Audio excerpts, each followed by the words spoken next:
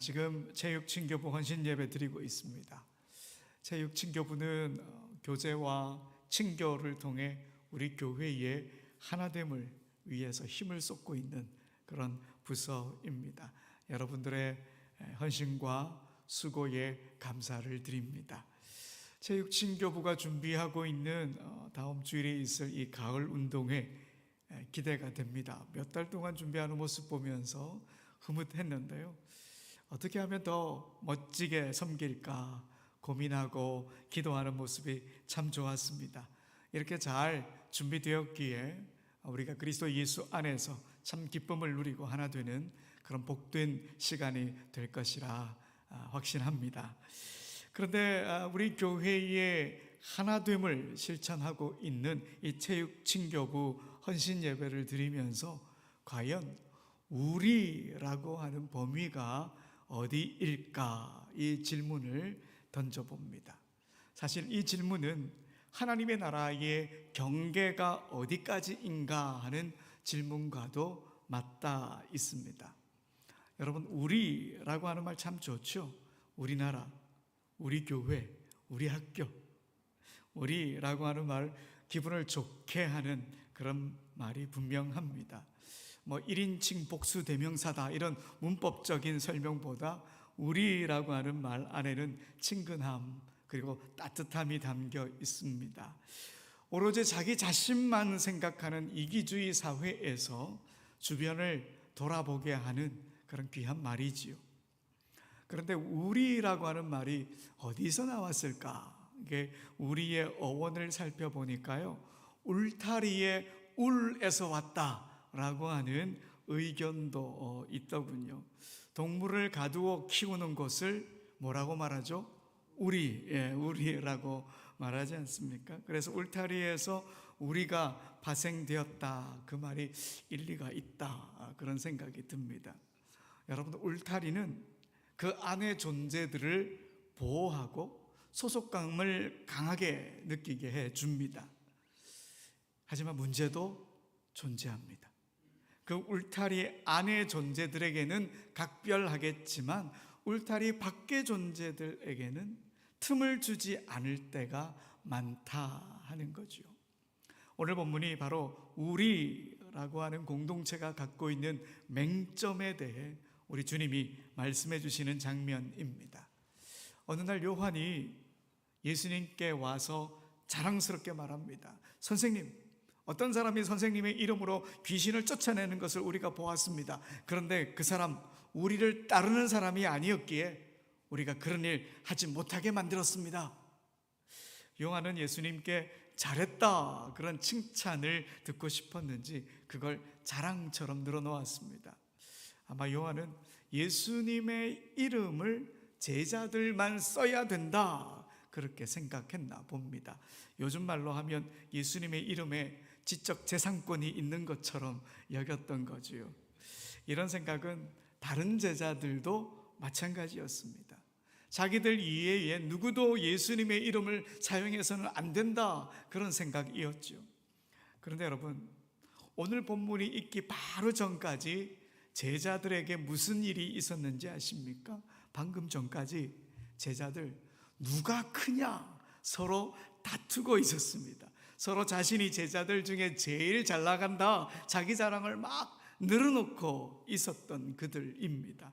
그런데 제자 그룹에 속하지 않은 누군가가 예수님의 이름을 사용하자 갑자기 우리라고 하는 말을 연대로 형성해서 제자 그룹 밖에 있는 사람들을 가차없이 배척해 버린 거죠. 선생님, 어떤 사람이 선생님의 이름으로 귀신을 쫓아내는 것을 우리가 보았습니다. 그런데 그 사람은 우리를 따르지 않는 사람이었기에 우리가 그런 일을 하지 못하게 만들었습니다. 이렇게 예수님의 제자들은 우리라고 하는 울타리 안에 들어와 있지 않은 이들을 가차없이 배척했던 거죠. 그러나 우리 예수님의 생각은 달랐지요. 오늘 본문 39절 40절 한번 볼까요? 우리 39절 40절 한번 더 읽어봅시다. 예수께서 이르시되 금하지 말라. 내 이름을 의탁하여 능한 일을 행하고 즉시로 나를 비방할 자가 없느니라. 우리를 반대하지 않는 자는 우리를 위하는 자니라. 아멘. 여러분, 우리 예수님은 제자들의 우리를 해체시키시고 하나님 나라의 우리를 새롭게 세우셨습니다. 예수님의 말씀을 보면 예수님의 기준과 제자들의 기준이 다르다라고 하는 것을 알 수 있습니다. 제자들은 자신들의 집단에 속한 사람인지 아닌지가 우리의 판단 기준이었습니다. 하지만 예수님에게 중요한 것은 일어난 사건이 중요했습니다.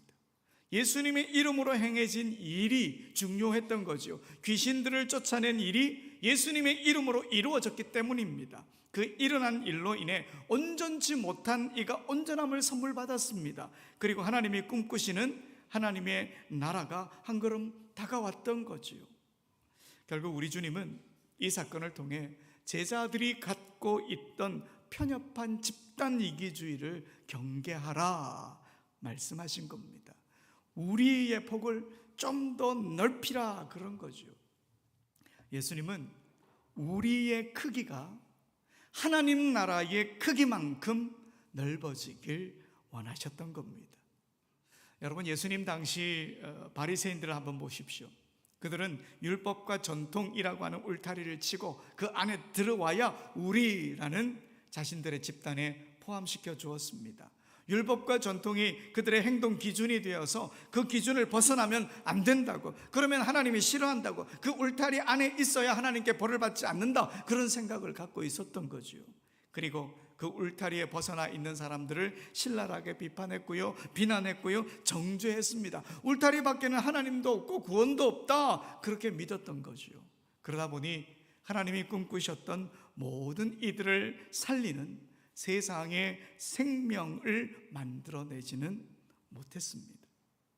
그들 눈에 예수님은 우리가 아니었어요. 그들의 기준으로 보면 예수님은 한참 부족해 보였으니까요. 자신들의 공동체 안에 들어올 수 없는 자다, 바리새인들이 그렇게 생각을 한 겁니다. 이렇게 편협한 집단 이기주의에 물든 바리새인들, 그러고 보니 오늘 본문의 제자들 그리고 집단 이기주의에 빠진 바리새인들 별 다를 바가 없구나 하는 것을 발견하게 됩니다.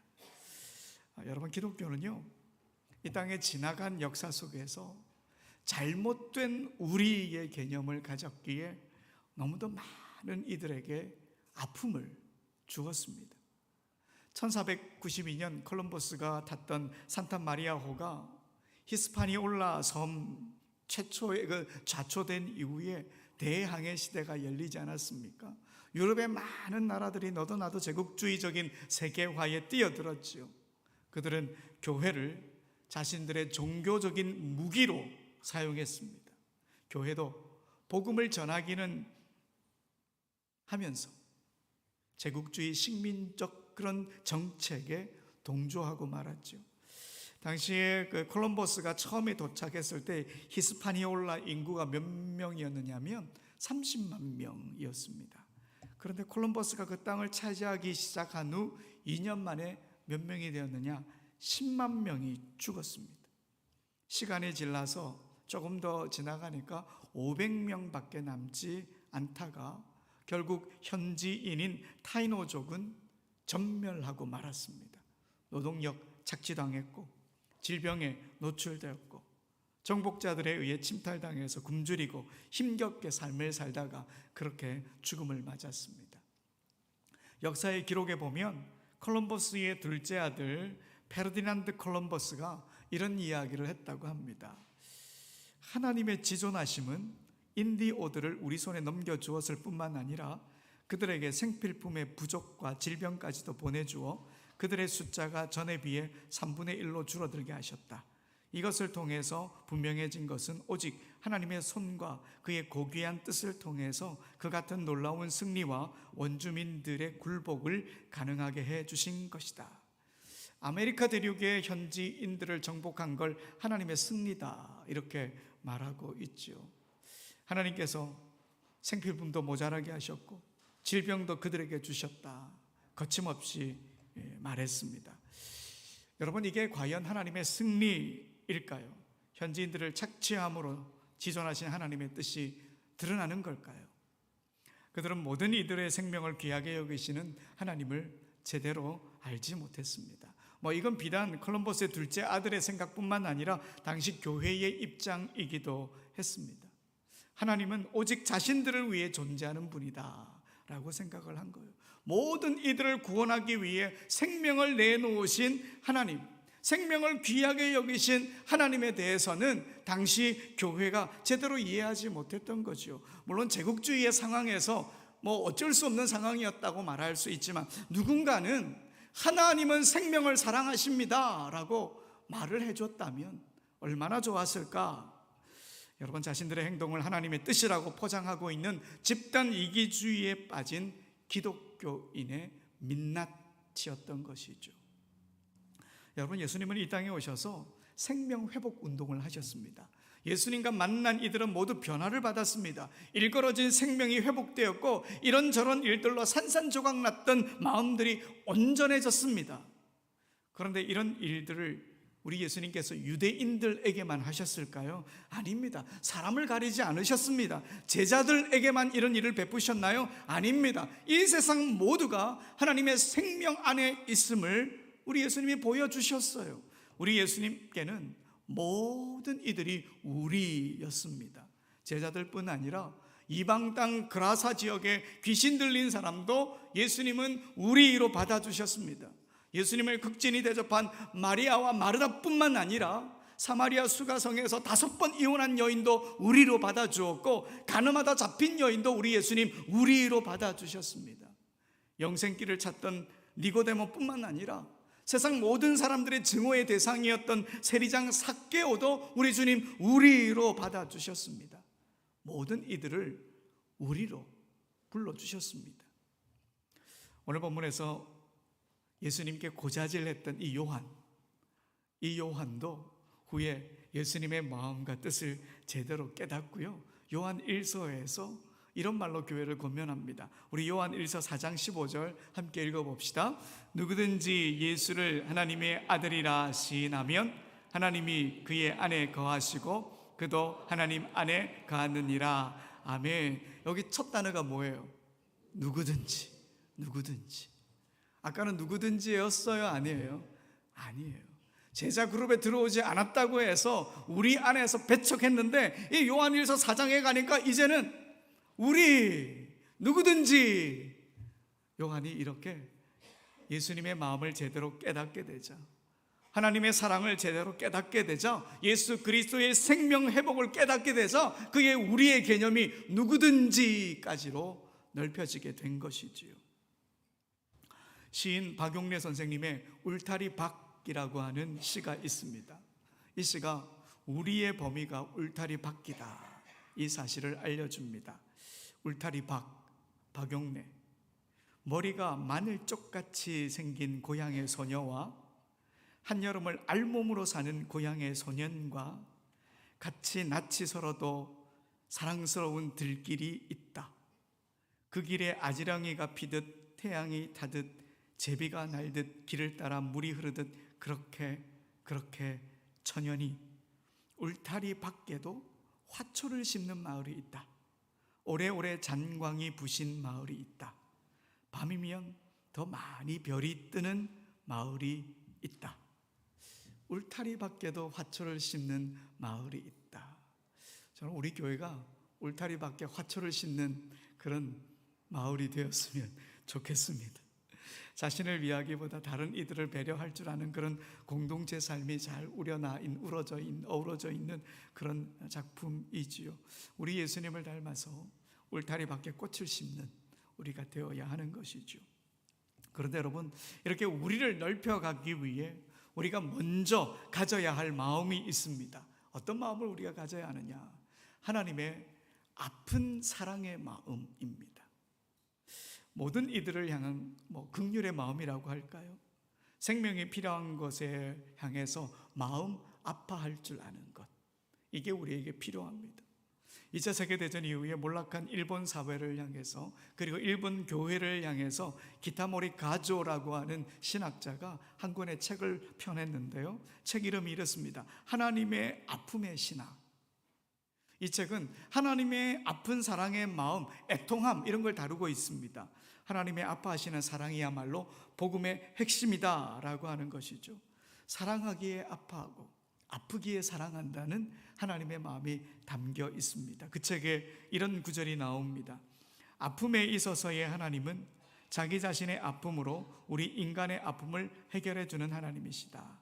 예수 그리스도는 자기 자신의 상처로 우리 인간의 상처를 치유해 주시는 주님이시다. 하나님의 아픔에 사랑이 없었다면 우리 예수님의 십자가 어떤 종교적 이상주의자가 맞이한 비참한 죽음에 불과할 뿐입니다. 하나님의 가슴 아파하는 사랑이 이 땅에 참 생명과 진정한 구원을 낳았던 거지요. 그러니 여러분, 하나님이 꿈꾸시는 우리 더 넓혀가려면 하나님이 아파하시는 이 사랑의 마음으로 세상을 바라보아야 합니다. 그리고 우리도 하나님의 마음으로 더 아파하고 더 사랑하고 더 행동해야 하는 것이지요. 하나님의 아픈 사랑의 마음을 갖고 행동하는 삶의 모습이야말로 진정한 우리를 넓혀가는 신앙인의 자세입니다. 그러니 여러분, 우리라고 하는 틀 안에 갇히지 맙시다. 우리라고 하는 말로 서로 편을 나누지도 맙시다. 형식적인 의미의 우리가 아니라 하나님의 아픔이 담긴 우리, 진정으로 사랑하는 우리가 되었으면 좋겠습니다. 오늘 설교 제목을 보니까 우리가 3번 나오죠. 우리. 제목이 없어가지고 이렇게 정한 건 아니고요. 첫 번째 우리는 울타리 안에 있는 우리입니다. 울타리는 우리를 보호해 주지만 틀 안에 갇힐 수가 있으니 이런 우리를 경계하자는 겁니다. 경계를 견고하게 만드는 울타리에 우리가 되지 말자, 그런 말이죠. 두 번째 우리는 내가 속한 우리입니다. 내가 속해 있는 공동체이죠. 내가 속한 우리 공동체를 귀하게 여길 줄 알아야 된다. 서로를 격려하고 서로를 응원하고 서로에게 힘이 되어주는 공동체 말입니다. 하지만 이런 두 번째 우리에서도 멈춰서는 안 됩니다. 세 번째 우리로 나가야 되겠죠. 세 번째 우리는 예수님이 넓혀 놓으신 전 우주적인 우리를 뜻합니다. 울타리 밖에도 수많은 우리가 존재한다, 그 사실을 잊지 맙시다. 십자가에서 드러난 하나님의 아픈 사랑의 마음으로 세상 모든 일을 우리가 한번 보담았으면 좋겠습니다. 세상 모든 우리에게 복음을 전해야 하는 것이죠. 그러면 세상 모든 이와 우리가 하나가 되는 것이죠. 사랑하는 여러분, 우리라는 말에 담긴 하나님의 꿈을 잊지 맙시다. 예수님께서 품으신 우리의 경계는 세상 끝까지입니다. 이번 한 주 우리라고 하는 말이 담을 수 있는 범위를 우리가 조금만 더 넓혀가 봅시다. 울타리를 넘는 사랑으로, 세상을 향한 하나님의 아픈 마음으로 우리에게 열린, 모두에게 열린 우리가 되어서 하나님의 나라를 더 견고하게 세워나가는 우리 모두가 되길 간절히 소원합니다. 이 시간 함께 찬양합시다. 하나님 아버지의 마음, 아파하시는 하나님의 사랑을 기억하며 찬양합시다.